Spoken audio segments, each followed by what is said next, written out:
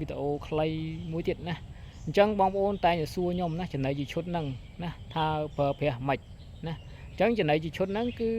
អត់មានន័យពិបាកប្រើប្រាស់ទេបងប្អូនណាគឺការប្រើប្រាស់គឺងាយស្រួលណាអត់ពិបាកទេណាអញ្ចឹងណាបងប្អូនយកជាឈុតណាមួយឈុត 28000 ហ្នឹងសេវាផ្សេងហ្នឹងគឺបងប្អូនយកទៅដល់ណាការស្មៅពិសេសហ្នឹងគឺដាក់ IC ផ្សេងណាបងប្អូនណាហើយនឹងអាចគោហើយនឹងដីហ្នឹងយើងច្បល់លាយចូលគ្នាទៅបងប្អូនយកតែមិចចូលគ្នាទៅណាហើយបងប្អូនដាក់ទឹកកំប៉ុងតែមួយទៅណា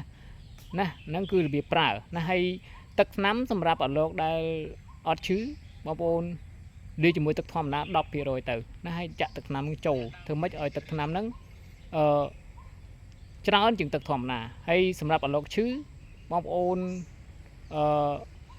ដាក់ឲ្យផឹកសាច់តែម្ដងទៅឲ្យផឹកសុទ្ធតែម្ដងទៅណាអាហ្នឹងបើសិនអាលោកវាឈឺណាអញ្ចឹងការប្រើប្រាស់គឺចំណីហ្នឹងឲ្យទឹកថ្នាំហ្នឹងណាមួយឈុតហ្នឹងគឺមានប៉ុណ្ណឹងណាគឺមានប៉ុណ្ណឹងហើយណាបងប្អូនកុំភ្លេចគាំទ្រណាកុំភ្លេចគាំទ្រ